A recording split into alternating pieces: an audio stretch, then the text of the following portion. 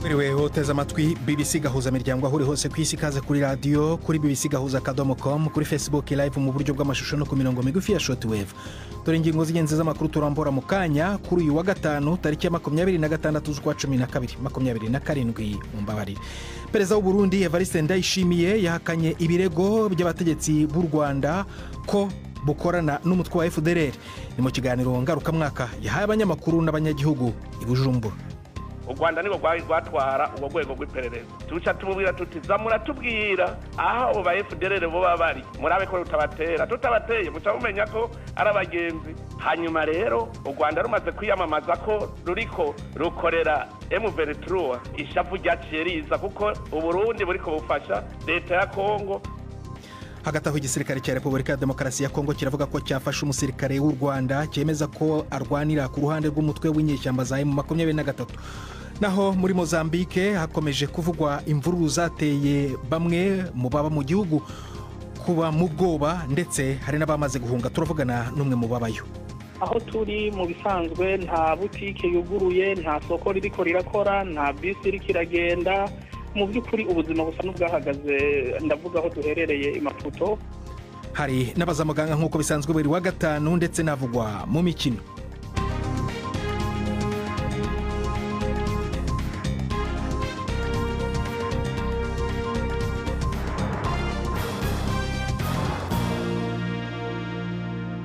Ibyo byose n'ibindi bikubiye muri aya makuru ni mu kanya nyuma y'uko Prime Ndikumagenge abanza kubagezaho ingenzi avugwa ku isi muri studio za BBC Nairobi.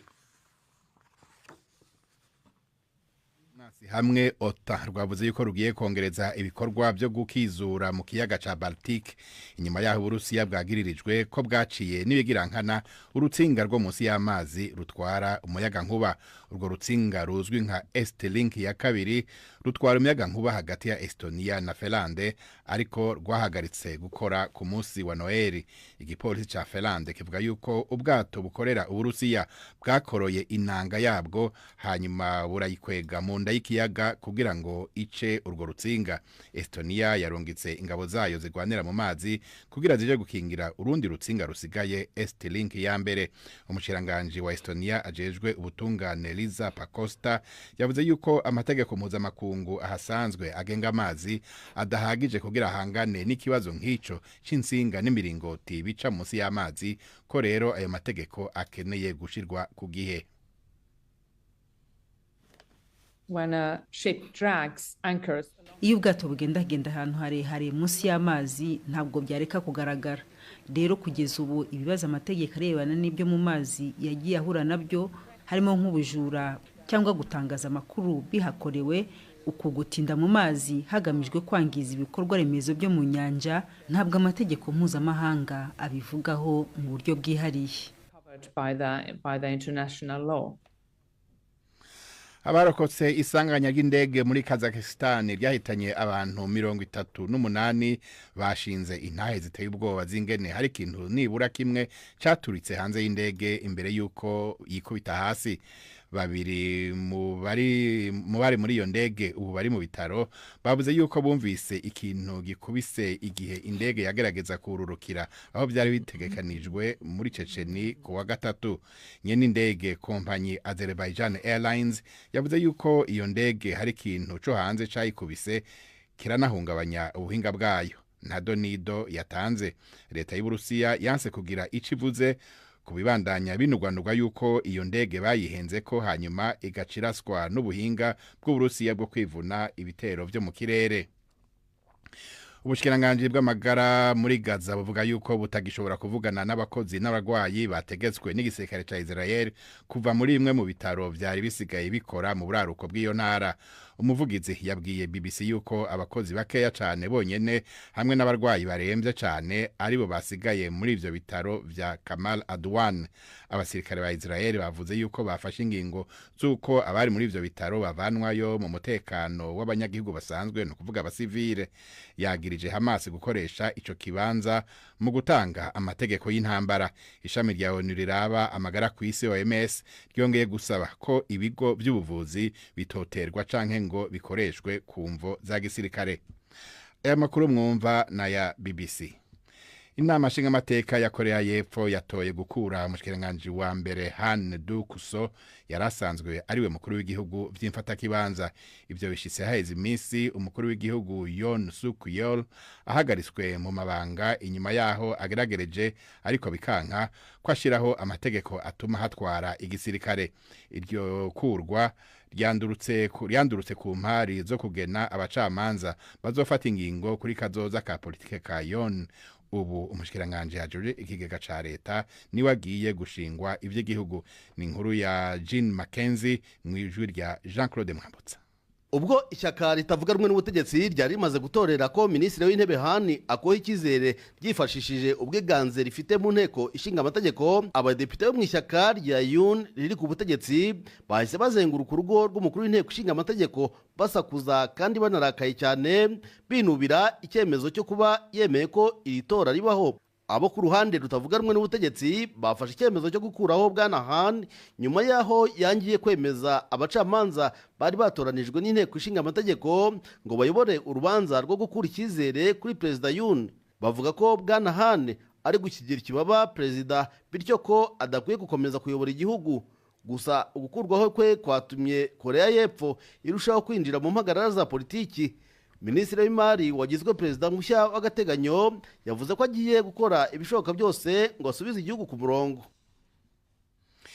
Umutegetsi mukuru mu muhari w'abahuzi bo muri Yemen yabwiye BBC yuko uwo mugwi uzobandanya gutera Israel nubwo ibitero byo mu kirere by'ico gihugu kuwa kane byahitanye abantu batandatu.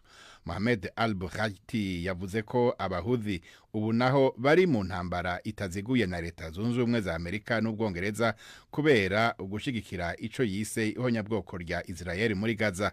Yavuze yuko ivyo bitero bizobandanya gushika Israel ihagaritse ico yise ihonyabwoko muri Gaza. Al-Buhaiti yavuze yuko iyo ntambara iriko irunga ubumwe bw'abanyayemen kandi ko ishobora kuzokomera niyo Donald Trump yamara gushika ku butegetsi muri leta zunze za Amerika. Hagataho umukozi wa ONU ari mu bagendesha indege yakomerekeye mu bitero vya Israel ku kibuga gikuru ca Yemen ejo kuwa kane yashikanywe muri Jordania kugira ngo abandanye kuvurwa. Yari mu mugwi w'abari bajanye n'indege umukuru w'ishami rya ONU rirabamagara ku isi OMS Tedros Adhanom Ghebreyesus mu rugendo yari yagiyemwo muri Yemen. Abo bantu bariko baritegurira guhagaruka bava ku kibuga mpuzamakungu ca Sana igihe caterwa bituma babura iyo bava niyo baja. Ku mbuga hwaniro muganga Tedros nawe nyene yavuze yuko yavuye muri Yemen ubu akaba ari muri Jordania. Prudent. Urakoze Prime ndiko magenge kuri ayo makuru ya BBC.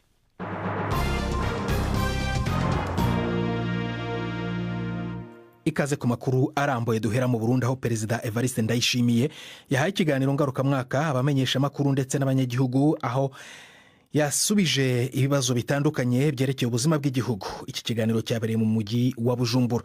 Mu by'ingenzi byagarutsweho harimo ibiherutse gutangazwa n'abategetsi b'u Rwanda ko u Burundi bukorana n'umutwe wa FDLR ukorera mu burasirazuba bwa Repubulika ya Demokarasi ya Kongo. Habashijwe kandi no ku gisata cyo gucukura ubutare hamwe n'ibyerekeye ubukene bw'amadovize bwateye ibura rya lisansi mu gihugu. Jidas Yuhundi Mpundu yakurikiye icyo kiganiro atwoherereza inkuru ikurikira ari Bujumbura. Ikiganiro c'uno munsi bisa nkaho catunganijwe mu buryo butari bumenyerewe. Hambavu yo kubazwa ibibazo, umukuru w'igihugu Evariste Ndayishimiye yahisemwo no guha ijambo abifuza gutanga ivyiyumviro n'intererano zitandukanye. Mu bibazo vyabajijwe harimo icerekeye umuhari FDLR urwanira mu buseruko bwa Repubulika ya Demokarasi ya Kongo, ariko caje gifatiye ku migenderanire y'u Burundi n'u Rwanda. Leta y'u Rwanda ibicishije ku mushikiranganje ajejwe imigenderanire iherutse gutangaza yuko leta y'u Burundi iriko irakorana na FDR ivuga yuko FDR yakoze ihonyabwoko mu Rwanda. Mbega ico kintu mukivuga kwiki? Umukuru w'igihugu yishuye kubishikirizwa n'u Rwanda bidafise ishingiro. Yibutsa ko igihe abakuru b'ibihugu vya Afrika y'ubuseruko bumvikana kurungika inteko zija kugarukana amahoro n'umutekano muri Kongo, u Rwanda bari kumwe kandi ko arirwo rwari rujejwe akazi kigendereza. Ndayishimiye avuga ko mbere bari barusavye kuja rurerekana ahari abarwanyi ba FDLR kugira inteko za EAC zibatuze. Kubu yarongoye u Burundi ibintu vyagiye kugorana, u Rwanda rumaze kwigaragaza nk'urushigikiye umuhari M23. u Rwanda niko rwatwara ubwo rwego rw'iperereza tuca tumubwira tuti muratubwira aho abo ba FDLR bo bari murabe ko rutabatera tutabateye muca mumenya ko ari abagenzi. Hanyuma rero u Rwanda rumaze kwiyamamaza ko ruriko rukorera M23 ishavu ryaciye riza kuko Uburundi buriko bufasha leta ya Kongo nk'uko twavyumvikanye n'ibihugu byose byo mu muryango. Uno munsi rero avuze ivyo no kugutuka intutse ntibibe vyo urumva ubu ndenganije amakungu hagikongo niyari arabibona arazi ivyo Burundi buriko burakora ko ari ivyiza buriko bufasha Kongo kandi na Kongo irabibona. Ikindi cabajijwe cerekeye Societe Sotrevo iherutse guhabwa uruhusha rwo gucukura ubutare mu ntara ya Kirundo. Hari abafise amakenga ku kungene leta izogabura inyungu n'iyo sosiyete. Kw'igihugu nyene ubutaka kizoronka ibice 20%. Iryo shirahamwe naryo rikaronka ibice 80%. Ubwo si uruhombo ko leta yari yashimangiye ko itazosubira kwibwa igihe ihagaritse amashirahamwe acukura ubutare ikanasubiramwo itegeko rigenga ubutare mu Burundi. Mbega hoho iryo shirahamwe rikomoka he? Ni ryabande ryahawe ico gikorwa gihambaye hisunzwe iki? Umukuru w'igihugu yatanze inyishu. Bamuza murafata ikintu mucumvirize neza. Hajya harimwe n'amahera azoguma arindiriye kugira ngo imashini zikwamye zikogwe cyangwa zisubirizwe. Hajya arimwo yose ajya 80% niyo acaja mu bindi mugabura rero umwe aza gukora ibi uwundi aza gukora ibi. Ikindi rero kuri ibi bya butare wavuze ngo iyo societe ngo ifise urambo buhe ngo igizi nagenda kubwiye yuko aba engineer bari muri irya societe umukuru wabo amaze imyaka 40 ari muri ico gisata c'ubutare. Umukuru w'igihugu yabajijwe n'ibiriko birakorwa kugira ikena ry'igitoro rimaze hafi imyaka 3 ryugarije Burundi rihere. Yishuye nikigugwa mu Barundi mbega mwe h'abarundi muriko mukora iki kugira muronke amahera mva makungu yo kugura igitoro? Namwe ndabagarukiko muriko mukora iki kugira muronke amahera mva makungu yo kugura igitoro? Ikiganiro nk'iki kiba rimwe mu mwaka kikishura ku ngorane zihanze igihugu. Uno muzi cabereye ku mugwa mukuru w'ubutunzi. Gildas Yihunda Impundu i Bujumbura. Urakoze Gildas. Igisirikare cya Repubulika ya Demokarasi ya Kongo kiravuga ko cyafashe umusirikare w'u Rwanda cyemeza ko arwanira umutwe w'inyeshyamba za M23. Umusirikare ngo wo mu ngabo zidasanzwe z'u Rwanda akaba yaratawe muri yombi mu mpera z'icyumweru gishize. Impande za M23 n'iz'u Rwanda zose zamagana ayo makuru zivuga ko ari ibinyoma. Inkuru ya Siriake Muhawe nayo i Nairobi. Kuri video imbere y'abamenyeshamakuru ariko arabazwa n'ingabo za Kongo mu misozi ya Rubero uwo yerekanywe nk'umusirikare w'u Rwanda avuga ko yitwa Kizimana Iradukunda Jean de Dieu avuka mu karere ka Murenge ko mu ntara y'Uburengero. Umuvugizi w'ibikorwa bya gisirikare ca Kongo bizwi nka Skora Grand Nord Kivu Lieutenant Colonel Hazukai yabwiye abamenyeshamakuru ko uwo mugwanyi ari mu gisirikare kidasanzwe c'ingabo z'u Rwanda yafashwe ku wa gatandatu w'indwi iheze mu ntambara zariko zibera hagati y'ibigwati bya Mambasa na Ndoruma. Yongeye kandi arerekana n'ibigwanisho vyoba byarahafatiwe akanemeza ko mu bagwanyi bari bahari uwo wenyene ari we yarokotse. Yavuze kandi ko bakoroye drone 15 z'intambara. BBC ntiyashoboye guhinyuza ukuri kw'iyi video nuko ivyo uwo musirikare yafashwe avuga ari ivy'ukuri atafashwe ku gahato. Ku rubuga rwa X igisirikare cy'u Rwanda canditse ko ivyavuzwe n'ingabo za Kongo ari binyoma. Wingoma nawe avugira M23 yagiriza igisirikare ca Kongo n'abanyepolitike baho kubesha. Avuga ko atabanyarwanda bari muri M23 ko ahubwo leta ya Kongo ifise abagwanyi b'abanyarwanda atunga urutoke FDLR. Wingoma avuga gusa ko umuhari wabo urimo abakongomani bavuga ururimi rw'ikinyarwanda ariko ko ubu hiyongereyemo n'abandi bava mu tundi turere twa Kongo. Intambara ibera mu buseruko bwa Kongo hagati y'ingabo za leta n'umuhari wa M23 zasubiye kwaduka mu mpera z'ibihumbi 2021 ubu M23 ikaba yari yigaruye uturere tutari duke mu ntara ya Kivu ya ruguru. Utwigoro two kugarukana amahoro gushika ubu ntaco turashikako. Leta ya President Felix Tshisekedi ibandanya irahira ikarengwa ko itarota yicarana M23 ku meza y'ibiganiro. Siriake Muhawe nayo BBC gahuza miryango Nairobi. Inkuru ya Siriake Muhawe nayo itugejeje ku isaa 12 zirengaho iminota 45 mu Rwanda no mu Burundi. Hano muri studio za BBC i London ni saa 10:45. Mu kanya turakomeza amakuru arambuye ndetse no kuri bbc-gahuza.com. ndi Prudence Ngyumva.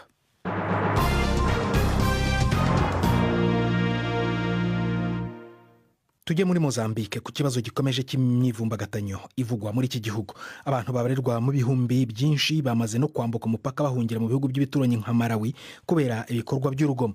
Abategetsi muri Malawi kandi baravuga ko biteze kwakira indi miryango ikeneye ibyo kurya. Izi mvururu zatangiye mu kwezi kwa 10 nyuma y'uko umukandida w'ishyaka riri ku butegetsi atangarijwe ko yatsinze amatora ya perezida. Twavuganye n'umwe mu Barundi batuye i Maputo mu murwa mukuru atubwira uko byifashe aho ari, ariko ntiyifuje ko amazina yatangazwa kuri radiyo. Aho turi mu bisanzwe nta butike yuguruye, nta soko ririko rirakora, nta bisi iriko iragenda. Mu by'ukuri ubuzima busa n'ubwahagaze. Ndavuga aho duherereye i Maputo, mu zindi ntara tubibona ku social media ariko ntawo byemeza ko bimeze nko ngaha, ariko aho duherereye bimeze nabi cyane. Wowe uri mu rugo aho utuye cyangwa uri mu buhungiro? Hari igihe bugoroba bimeze nabi, umuntu agakinga umutwe canke ugasanga baraje kugira ngo basahure, ugasanga rero bisaba yuko umuntu akinga agahanga agakwepa ahaba. Ariko gushika uyu mwanya ndi muhira aho sanzwe mba, kuko aho duhungira usanga atari kure yaho tuba, kuko nk'ubu mw'iri joro abanyororo bavuga ko batorotse amaprison bagendana ibipanga mu majoro baraye baratema abantu. Igisagara cyose nibaza ko ayo makuru ari mwarasakara hose yuko abantu bitwa ko batorotse ubusho bariko barisha abantu. None ibyo mubwirwa n'iki ko ari abanyororo batorotse barimo bagenda bica abantu? Bivugwa n'abene gihugu. N'ubu tuvuye mu nama z'umutekano, kuko uba muri bo utegerezwa kwipresenta bakakubona ko ari uri atabashitsi bateye amakenga wakira ibintu mwe n'ivyo. Urumva rero ibyo bivugwa n'abene gihugu ko arabanyororo atabandi bantu, kuko abanyororo bataratoroka ivyo bintu ntivyari bihari mw'ijoro ko turara twicaye nk'iri joro ntitwasinziriye. Haraye haravuga amafirimbi n'ingoma zivyura abantu kugira ngo bitegure ibishobora kuba nabo nyene batazi neza. Muri iki cyumweru twavuganye n'undi muntu utuye aho ngaho i Maputo wavugaga ko harimo ibikorwa by'ubusahuzi bwibasira amaduka atari abanyamahanga gusa, ahubwo ari amaduka muri rusange. Ibyo bikorwa by'ubusahuzi birakomeje, ubu bimeze gute? Hamwe birabandanya, ariko ahandi urabona yuko bigenda bihagarara. Ahandi ntibafite icyo basakura kuko barabimaze. Nkaho mperereye aho bita za Manyisa, nta duka na rimwe irikasahuwe abantu bari bamaze kubimenya kare, nkumbure barahungisha utwabo. Ibyo turi kumva bavuga ko ngo hari n'abanyamahanga batangiye guhunga bava mu gihugu, bimeze gute? Hari icyo waba ubiziho? Ndabizi cyane, kuko twese tuba twahunze iyo tugira amayira yaba yuguruye canke iyo tugira abadusapotinga. Ariko uravye inkambi yo muri Swaziland ni hano hafi y'Imaputo yaruzuye, bagurura n'inkambi igira kabiri nayo yaruzuye. Ubu bariko baravuga yuko abadashobora guhunga mw'iyi minsi bashobora no kugara. Za South Africa ntawo kwirirwa bivuga, abahunga turazi ko ari bakeya bajayo, ariko benshi bariko baja Swaziland. None mwebwe nk'abarundi muri ibyo bibazo, hari icyo musaba ambasade y'u Burundi i Maputo cyangwa ntacyo murayigezaho? Muri Mozambique nta ambasade tuhafise, ariko ambasade yacu iri Tanzania. Je nibaza yuko icari gishoboka, kuko twumvise kandi twabonye n'abandi bene gihugu bo mu bindi bihugu bariko bararungika indege zibatwara. Ntitwumva ico abarundi canke na bene wacu b'abanyarwanda ntawo bideha tugowamwe. Ntitwumva ikibura kugira ngo natwe dutabarizwe, kuko mu minsi biraboneka yuko atanzira zizoba zihari zo gusohoka igihugu, kuko situation itera iba mbi cane. Tuve muri Malawi dusubire mu Burundi, aho sendika y'abakozi Kosibu isaba leta gushaka uburyo bwo kugabanya ibiciro by'ibintu mu gihugu, ivuga ko biri ku rugero rutajyanye n'imishahara y'abakozi. Mu ibaruwa banditse basaba ko ubutegetsi bufata ingingo zirimo no kugabanya cyangwa guheba imisoro imwe kuri bicuruzwa bimwe na bimwe mu rwego rwo kugabanya ikibazo cy'itumbagira ry'ibiciro ku isoko. Ikindi basaba ni ugusubiramo imishahara y'abakozi, nubwo bemera ko ngo iki kintu kigoye. Navuganye na Celestin Nsavyimana, akaba ari umuyobozi wa Kosibu, ntangira mubaza icyo basaba muri rusange. Twerekanye ingena buzima ibintu byananiranye bizimba, hanyuma n'imishahara atako yifashe. Twasaba yuko leta twoshobora kuvugana kugira ngo bashobore kuraba icokorwa kugira ibiciro bigabanuke. Nugusaba ko ibiciro bigabanuka, kuko twumvise ko ngo musaba kandi no kongerezwa imishahara. Ibyo ntabwo ari byo?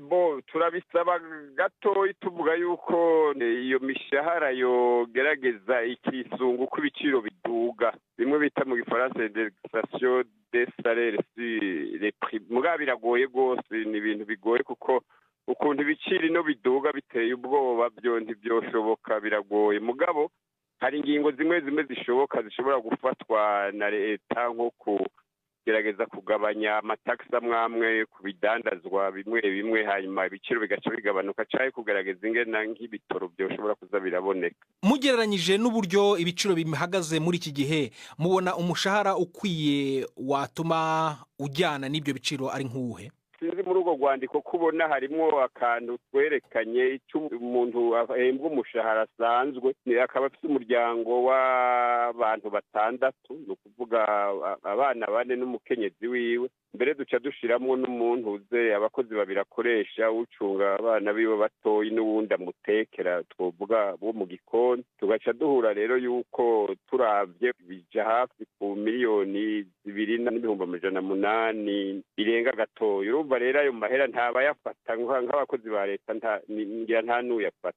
Hazakorwa iki rero kugira ngo ibyo biciro bigendane n'imishahara isanzwe ihari? Barashobora kumanura nko ku bintu bimwe bakamanura nk'amatagisi cyangwa leta ikayaheba urumva ibiciro biragabanuka ikindi naco ariko bamanuye amatagisi se iyo mishahara y'abakozi ba leta yava he ko leta nayo ikeneye amatagisi kugira ngo itange iyo mishahara? Ibintu byose no kubyiga abantu yo bicaye hamwe barabyiga bakaraba icokorwa gishoboka ikidashoboka naco nta kundi bararindira mugabo urumva no kwicara hamwe bakaraba icokorwa gishoboka uko urumva nta gukoresha abantu nawe udashobora kubahemba badashobora kubaho urumva ibintu biguma biduga uko biduga ubu urabona nta n'ibitoro biriho buri bitoro biratuma ibintu bitari bike biza biraduga. Iyo mishahara nitongezwa ibiciro bigakomeza bikazamuka mwebwe muzabigenza gute muri sendika yanyu? Twebwe urumva turarindiye icyo bazotwishura bwa mbere turafise nk'inzego zimwe zijejwe ibiganiro mu kazi ibyo twibaza twovuganiramwo ibyo bibazo kuko ibiciro bazi ko hatari hake no kwisi biduga mugabo iwacu byananiranye mu kuduga. None kuvuze ko atari ubwa mbere mu biganireho igisubizo babahaye ni ikihe? Novuga ko ari igisubizo kirekire twabonye mugabo urabona nk'ubu hariho nk'ingingo ziriko zirafatwa no guhakararo ziri no mu rugo rwandiko bagashiraho umugwi urimwo abo mu ntwaro n'abajejwe umutekano kugira ngo baza baragenzura ibiciro bimwe by'ibidanaza nk'ibyo binyobwa bikorwa n'ishirahamwe Brarudi isukari ibiciro byo kwiyunguruza transport kuko urabona muri iryo duzwa ry'ibiciro hariho n'abadandaza batari bake bikika mu kiza hariho nk'abapangishije amazu inzu yari ipanzwe 300 bagaca bayishira ku 600 wawe ntakwagira bamuratazanye ibyo 600 naca sohoka n'ibyo leta irashobora kubitorera inyishu n'uduza akaduza mu mici bayabaye. Twavuganaga ni Celestin Savyimana akaba ari umuyobozi wa Kosibu atugejeje ku isaha y'abaza muganga na Yvette Kabatese.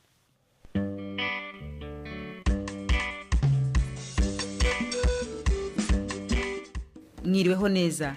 Sinizite ni uburwayi bufata mu mazuru bukunze kwitiranywa n'izindi zifata mu myanya y'ubuhumekero ariko se itandukaniro ryaba ari irihe? Twegereye impuguke mu kuvura izi ndwara muganga Kayitesi Mukara mu ivuriro Human Hood.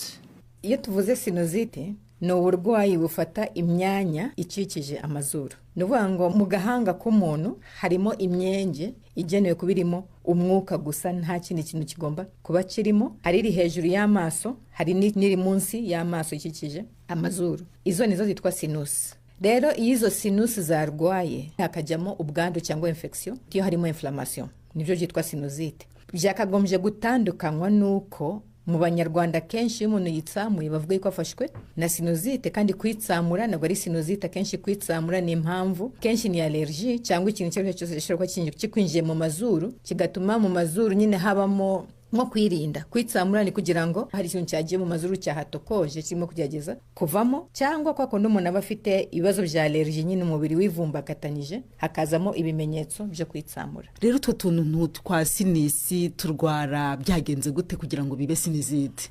Rero utwo tuntu twa sinusi navuga ko ari nk'amadirisha akikije amazuru cyangwa aba mu gihanga nkuko navuze haba harimo umwuka izo sinusi zigomba kuba zifite imyenge yinjizamo umwuka ikanawusohora, ariko uwo mwuka ubuturuka mu mazuru. Akamaro k'izo sinusi ni ugutuma igihanga kitaremera. Niyo mpamvu iyo umuntu afite ibicurane yumva igihanga nacyo cyaremereye, kubera ko ibicurane bituma utwo tudirishya twinjira muri izo sinusi dusa nkaho tuzibye, umwuka ntugeremo. Cyangwa kuko n'umuntu aba afite ibicurane hakajyamo ibimyira bikivubumbiramo, bigatindamo, bikagira infection nyine bikarwara. Rero iyo bimyira byagumyemo kuko utwo twenge twazibye, ibyo bimyira biba infecte, hahandi ugatangira gupfuna. Ibimyira rimwe na rimwe binanuka bimeze nk'amashira cyangwa by'icyatsi cyangwa birimo amaraso. Icyo gihe nibwo umuntu avuga ko afite sinusite. Rero sinusite ishobora kuba ari sinusite y'igihe kigufiya yindi yitwa aigu, cyangwa sinusite chronique yindi itinda iba imaze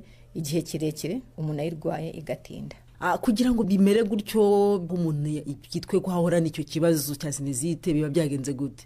Ni ukuvuga rero iyo izo nyama zo mu mazuru zabyimbye, twatwenje tukaziba.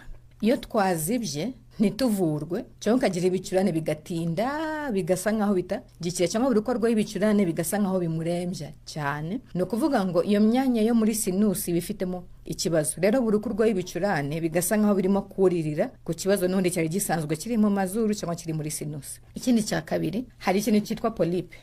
Nifuza gutandukanya polype ari inyama zikura zidasanzwe zikura mu mazuru, kuko za nyama zo mu mazuru nyine zabyimbye, cyangwa inyama zisanzwe ziri mu mazuru ziba zabyimbye ku mpamvu z'uko harimo inflammation. Ni ibintu bibiri bitandukanye nabwo. Iyo rero umuntu yagize inflammation y'igihe kirekire, hari ukuntu hasa nkaho harekamo amazi cyangwa ubuhehere mu mazuru, bigatuma habamo ibinyama bisa nkaho bikururuka. Iyo ibyo binyama rero bijemo nabyo bituma twatwenge ya madirishya yo gufungura aho umwuka wakagombye kuba winjira muri sinus haziba, bigatuma gusohoka kw'imyanda cyangwa kw'ibimyira no kwinjira k'umwuka bitagishoboka. Iyo ni impamvu imwe mu mpamvu zituma umuntu agira sinusite chronique. Akenshi ushobora kugira sinusite ariko ukagira nizo polype, kuko zirimo gutuma imikorere y'amazuru idakora nk'uko bikwiye.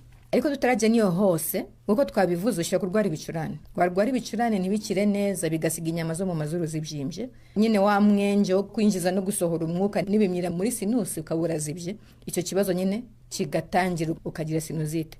Icya kabiri, allergie. Ku bantu bakunda kugira allergie, kwa kundi twavuze kwivumbagatanya k'umubiri cyane cyane mu mazuru, bituma witsamura, ugira utumyira tw'amazi, unaryaryaatwa, ugira n'amarira. Ibyo byose ibyo nabyo byabaye kuba ufite allergie by'igihe kirekire, bituma mu mazuru naho habyimba, n'izo nyama turimo kuvuga zikabyimba, zigatuma wa mwenge wo kwinjira no gusohora umwuka n'ibimyira utakora nk'uko ukwiye. Navuga ko izo mpamvu eshatu arizo mpamvu zituma ushobora kugira sinusite, ariko akenshi bihera ku bicurane cyangwa bigahera kuri allergie. Ibyo bya polype byo biza nkaho ari icyuririzi cy'ikibazo kiba kimaze igihe kirekire kitarimo gukosoka. Muganga Kayitesi Mukara watubwiraga ku burwayi bwa sinusite bufata mu mazuru. Iki rero cyari igice cya mbere. Ubutaha tuzagaruka ku buryo iyi ndwara ishobora kuvurwa. Muramuke neza. Uramuke nawe Yvette na muganga Mukara mwaganiraga. Ni namwe mutugejeje ku musozo w'ibiganiro byacu. Gusa mbere kuva muri studio yombi seguraho kubera amakuru y'imikino nabararikiye mu ntangamarara, ariko akaba atabonye umwanya. Gusa ushobora kujya kuri bbc.gahuza.com ukareba andi makuru y'imikino tutashoboye kubagezaho kuri radiyo. Mbere yo kugenda rero mbabwira ko ejo mu mvura imvano tuzagaruka ku isabukuru y'ishingwa ry'umuryango w'ibihugu bya Afurika y'Uburasirazuba EAC. Hanyuma ku cyumweru ni ibice bibiri by'urunana byaciye hano kuri BBC Gahuza Miryango. Wakoze guhitamo BBC Gahuza Miryango kuri mugoroba. Twafashijwe na Zabi ku buhanga bw'ibyuma kugira ngo amajwi yakugeraho ameze neza. Genda Prudence Nyumva. Weekend nziza, uraraharyana naho ubutaha.